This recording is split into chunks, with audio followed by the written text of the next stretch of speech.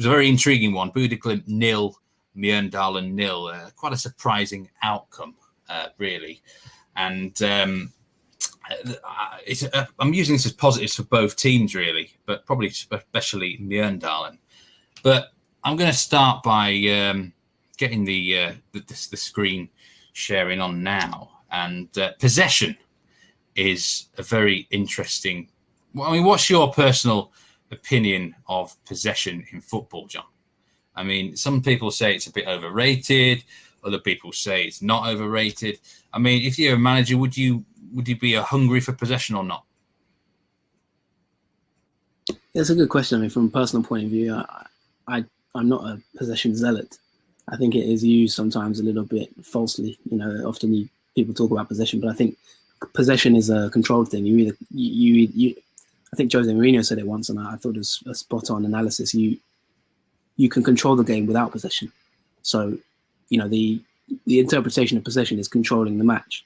But I actually think that is counterintuitive. I think you can actually control a game without off the ball. And I've seen games where teams dominate through a lack of possession. So, yeah, that's my personal view on it. But obviously, you do have possession teams like Barcelona who in their peak were great to watch. But sometimes I get frustrated with just pointless possession where, you get backwards passes and things like that. So, yeah, it can be a very misleading statistic, can't it?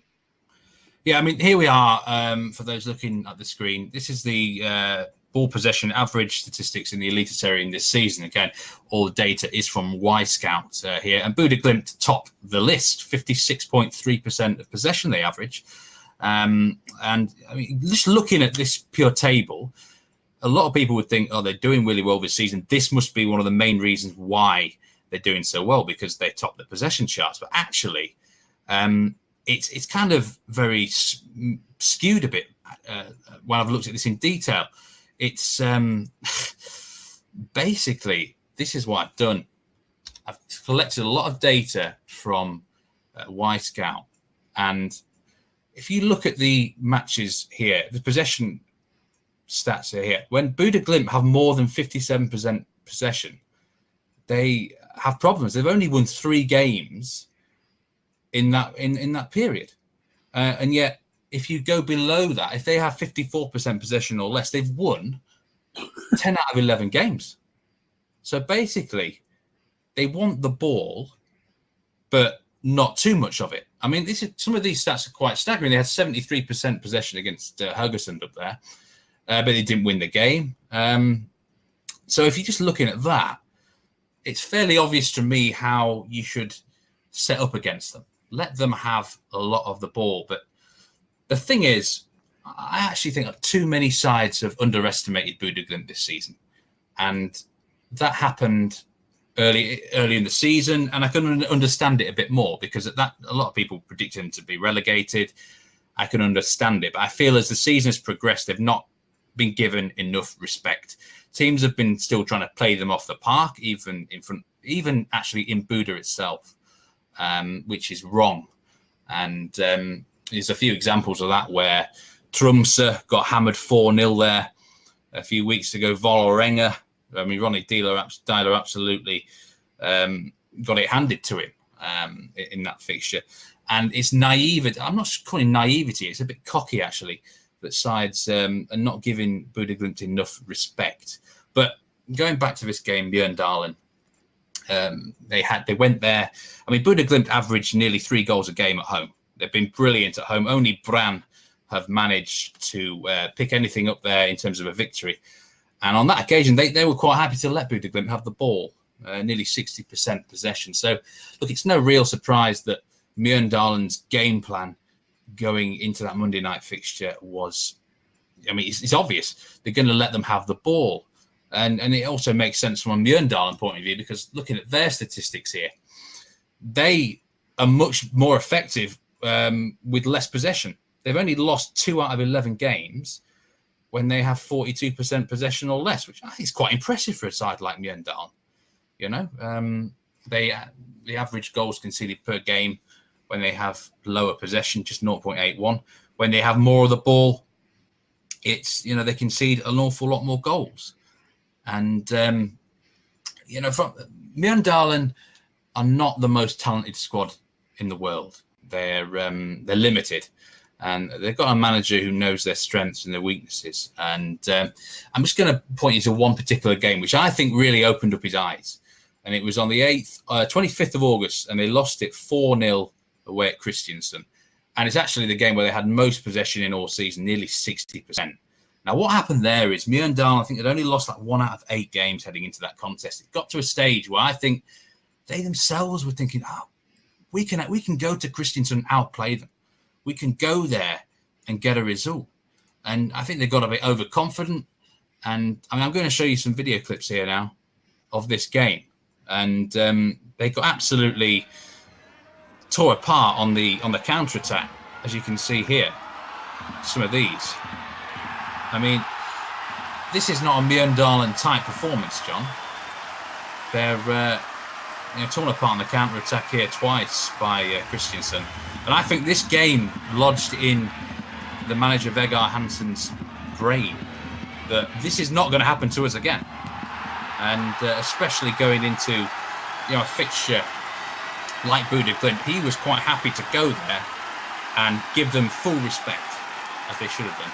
And it's clear what the tactical game plan was: go there with some possession. Let Bodø Glimt have the possession, and to me that's fairly obvious. Would you agree? Yeah, I mean, just a question on that: was the aim then therefore, were they getting suckered because they have so much of the ball that when it breaks down, they're actually completely out of shape, and defensively they're all over the place? Is that really the issue? In that particular match, yeah, it was. It was a big problem for them, and but it was almost uncharacteristic. I think they got suckered into a position where they got ahead of themselves. They thought they could outplay a Kristiansand side at that point. They were not in great form, and it was like a realization, I think, for Vegard Hansen that we've got to be smart here. There's no point doing like what a Norwich City were doing in the Premier League, because they just simply haven't got the weapons. And since then, he really tightened things up. They lost that game there to Rosenborg at home 2-1 with a really low possession. But they were competitive in the fixture. They have picked up results.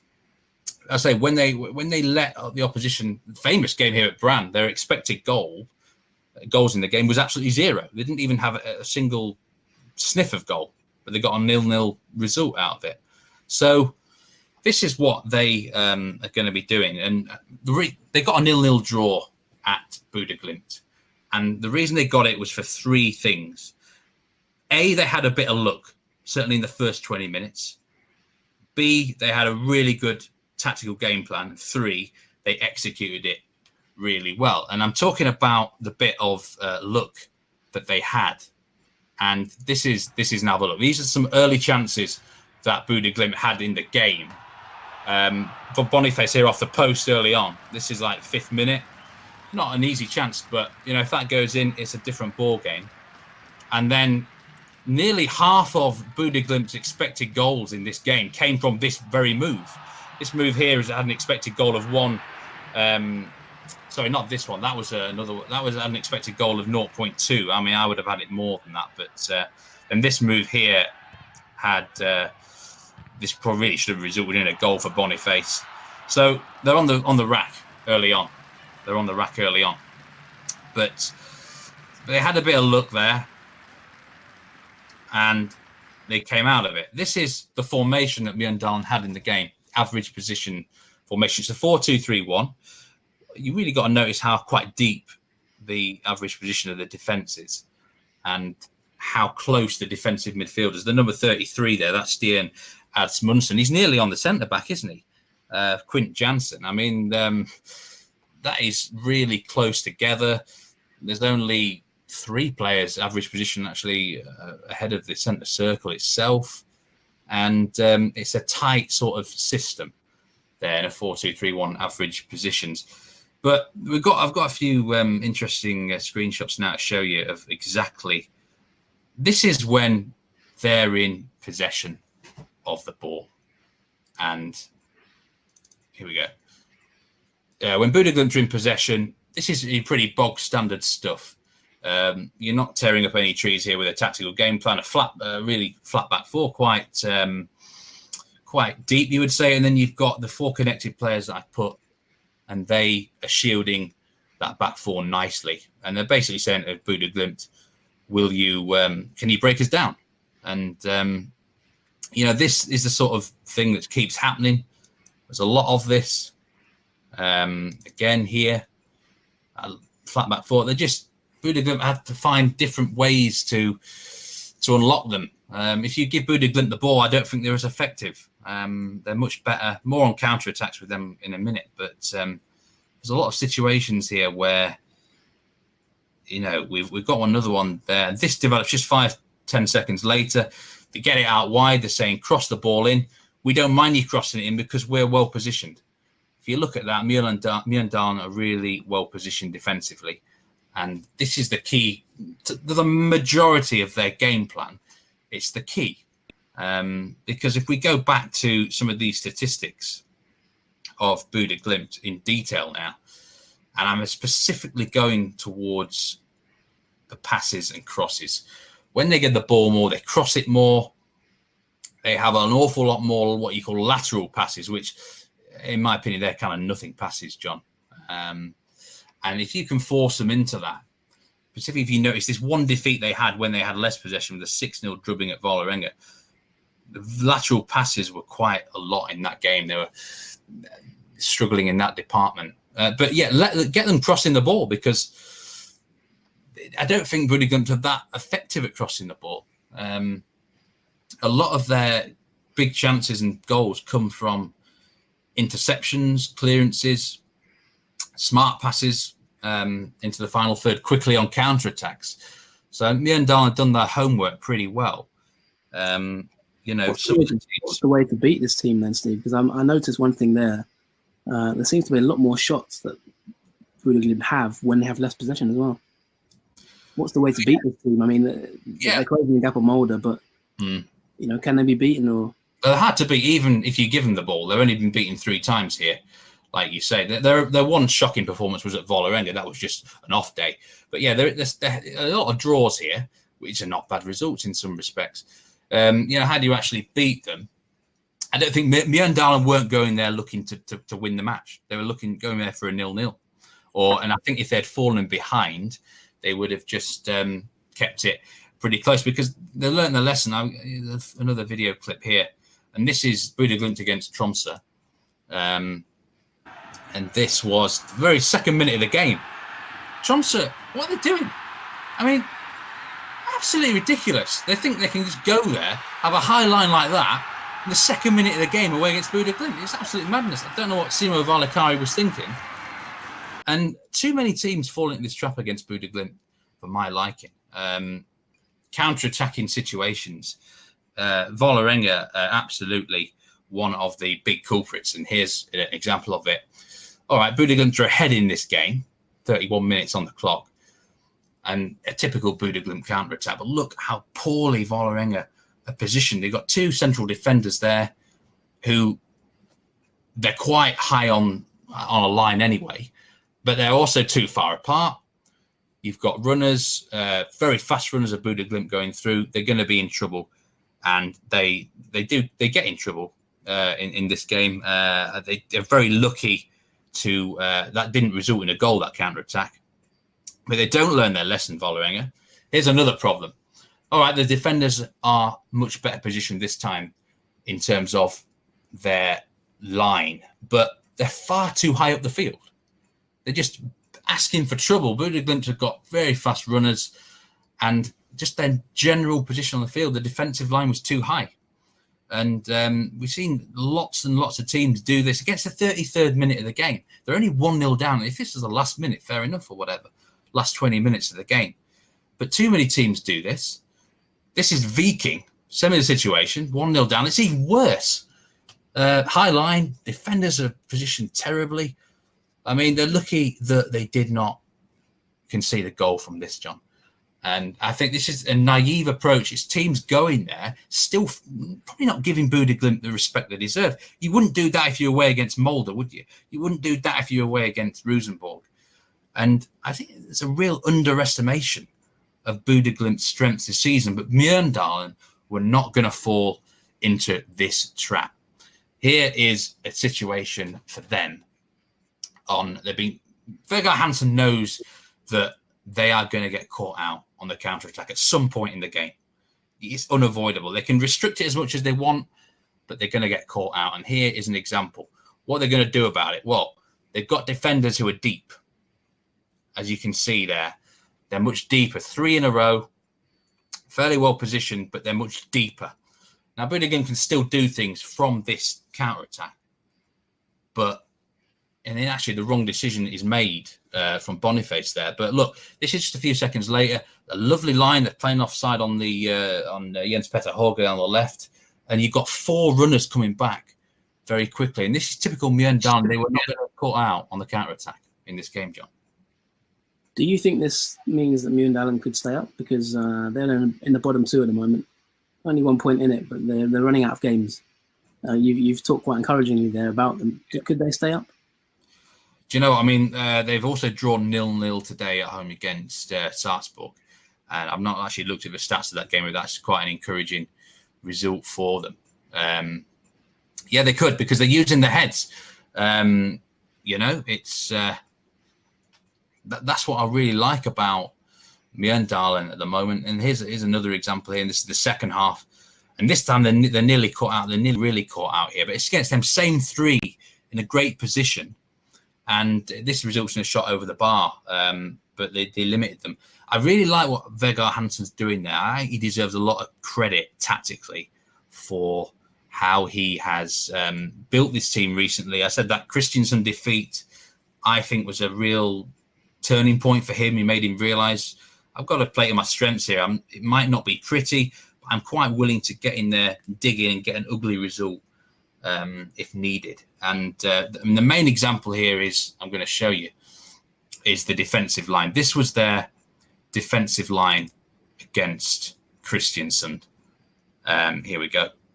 Average formation line in that game. And if you look at that, start of that game, they were average at 65 meters in the first 15, 20 minutes. I mean, they clearly went there thinking they could win. They were on a high. They think we can outplay them, etc. But for the whole game, their average formation line is higher than Kristiansand. But they got battered 4-0. It didn't do them any good at all. And he's learned his lesson. This is now the average formation line in the Bodø Glimt game. As you can see, it's much lower. It's about 10 meters lower in that regard.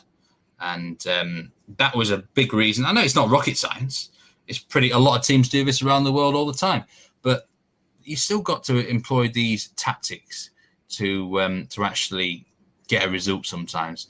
And the final little screenshot I want to show you here is the actually expected goals. Again, these are all from Wyscout. These are the expected goals for Bodø Glimt throughout the whole 90 minutes. As you can see, their first 20, they did ride their luck, like I said earlier on in the piece. But if you take that first 20 minutes out, the rest of it, the whole last 70 minutes, not a single registration had an expected goal of more than 0.19, which I think that is a pretty good effort from Mjøndalen. And that is the main reason they got a result out of this. They restricted the big chances of Bodø Glimt. They played to their strengths. And yeah, it's encouraging for them going forward.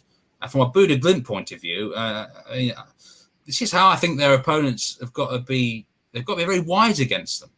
You know, you can't treat them lightly anymore. They're up there on merit, and you've got to give them full respect. Otherwise, like I said, if you give them sort of enough of the ball, but a chance to counter-attack really well, then they will punish you. So I hope that gives a good insight into a tactical breakdown of both of these two teams. That really is fantastic analysis there, Steve. Yeah, I'm really impressed with your use of Wyscout there as well. It shows you the capabilities of the platform. Brilliant stuff, really brilliant stuff. Do you think, I mean, you love to put me on the spot, I'm going to do it to you now. Do you think Bodø Glimt can win the title? No, I don't, I'm afraid. I've got 3 away games. They're at Brann, they're at Rosenborg, and they're at Molde. But having said that, looking at these statistics, the Brand match is going to be interesting because I think Lars-Arne Nielsen's actually going to be quite canny.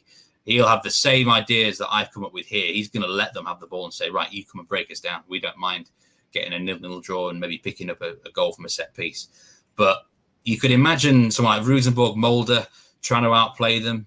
And they could be very dangerous on that counter-attack in those games. Look, if they can get it to 2 points going into the last match, which is away at Molde, Molde will be shitting a brick, won't they? Let's be honest. Even if they had like a 2-point lead, they know that if they lost the game, they'd lose the title. So that's all. That's got to be the target. They've got to try and get 2 points behind them with 1 game to go. Unfortunately, 3 is not enough because the goal difference is just probably too substantial to break down. I don't think they'll win the title, but you know, if they get a result at Bran on Monday evening, then it's game on again, I think. And just like you said about Wyscout there, absolutely fantastic tool. Anyone, scouts, analysts, clubs out there, you can do so many things with Wyscout, with the drawing tool especially. You'd have seen that on the blogs, and it's a great example of statistics if you're into that sort of thing, and it can really give you an edge in that department.